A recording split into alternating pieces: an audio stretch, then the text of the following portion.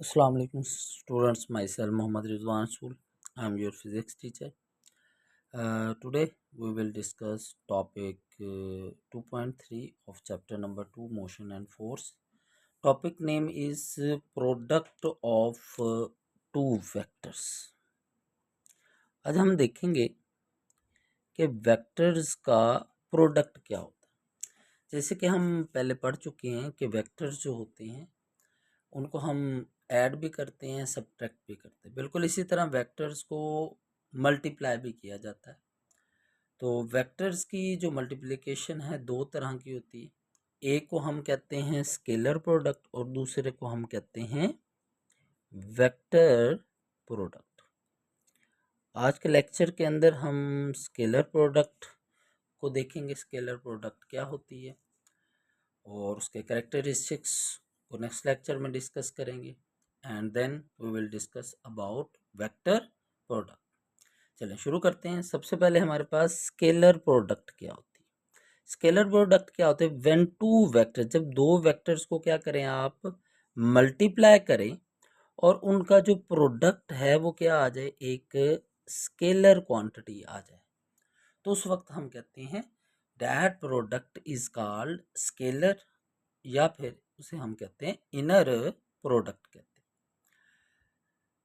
पहले हम देखते हैं स्केलर प्रोडक्ट को मैथमेटिकली कैसे ज़ाहिर करते हैं।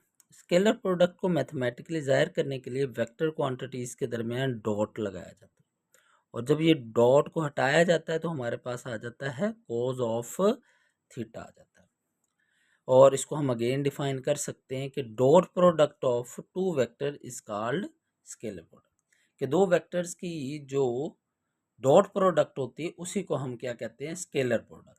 तो इसका तीसरा नाम जो है वो क्या है, डॉट प्रोडक्ट है।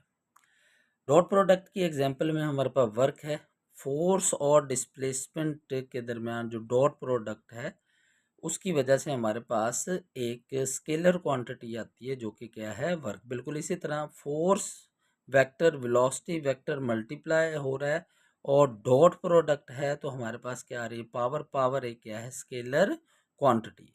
तो जब भी दो वेक्टर्स मल्टीप्लाई हों और प्रोडक्ट उनका एक स्केलर क्वांटिटी आए तब हम उस प्रोडक्ट को क्या कहते हैं, स्केलर प्रोडक्ट कहते हैं।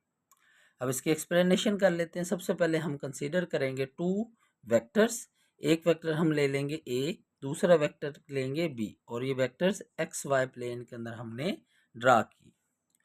वो टेल्स आर ज्वाइन, ये बेटा इंपॉर्टेंट पॉइंट है, याद रखना कि वेक्टर्स को आपने मल्टीप्लाई करना है ना, तो उसकी ये कंडीशन है कि उनकी टेल्स जो है वो क्या होनी चाहिए, ज्वाइन होनी चाहिए।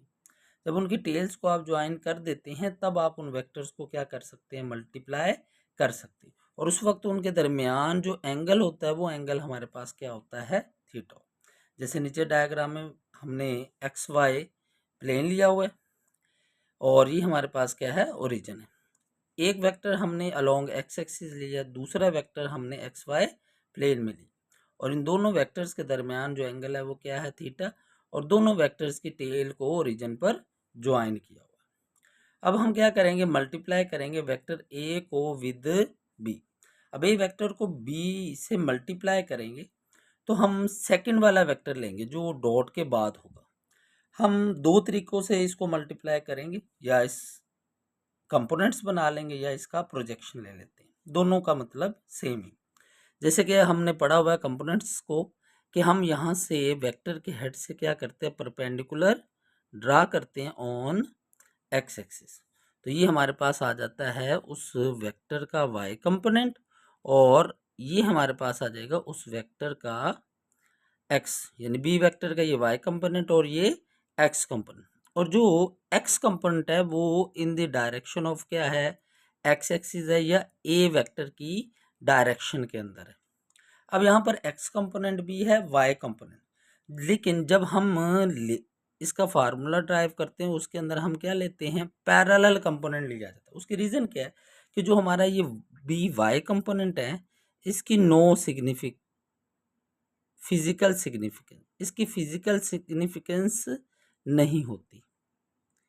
जब भी आप डॉट प्रोडक्ट लेते हैं और उसमें परपेंडिकुलर कंपोनेंट को लेते हैं तो आपका जवाब हमेशा क्या आता है, ज़ीरो आता है। इसलिए हम कहते हैं इसकी कोई फिजिकल सिग्निफिकेंस नहीं और बी वाई कंपोनेंट को हम इंक्लूड नहीं करते।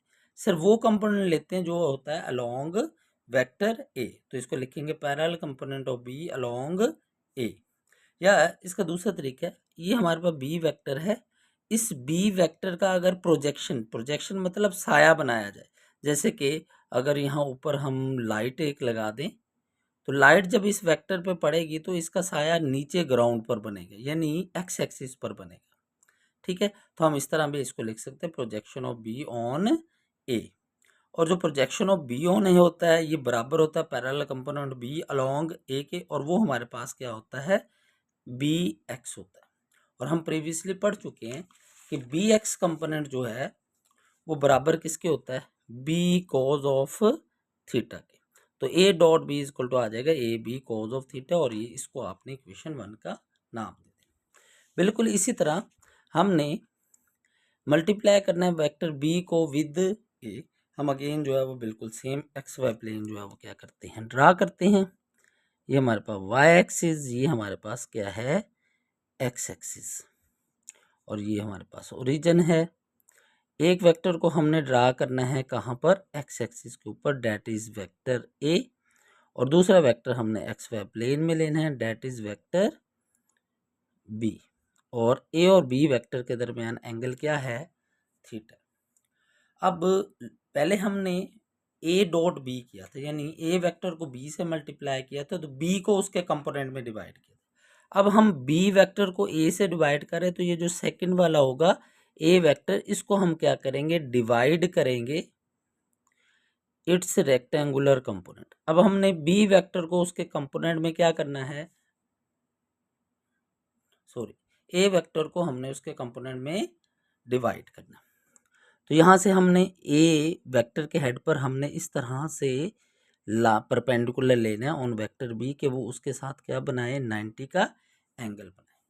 तो ये हमारे पास होगा वेक्टर ए का परपेंडिकुलर ऑन बी। ठीक है, अब यहाँ पर हमारे पास ये ए वेक्टर का वाई कंपोनेंट आ जाएगा और ये ए वेक्टर का X component. Again Y components की कोई सिग्निफिकेंस नहीं है, इसको हम इंक्लूड नहीं करेंगे। और ये हमारे पास ए एक्स कंपोनेंट आता है जो कि बी वेक्टर के डायरेक्शन, तो हम इसे कहेंगे parallel component of A along B. बिल्कुल इसी तरह अगर लाइट नीचे लगी हो तो ए वेक्टर का साया जो है वो ऊपर बनेगा किसके ऊपर बी वेक्टर के ऊपर, तो हम इसे कह सकते हैं projection of B on projection of A on B. ठीक है, और ये प्रोजेक्शन और पैरेलल कंपोनेंट एक दूसरे के बराबर होते हैं, डेट इज ए एक्स, और ए एक्स बराबर होता है ए कोज ऑफ थीटा। तो ए कोज थीटा आपने याद रखना है, ये आपका क्या होता है प्रोजेक्शन होता है। ठीक है, ये होता है projection of vector A on B, A vector का बी के ऊपर ये क्या कहलाता होता है प्रोजेक्शन होता है।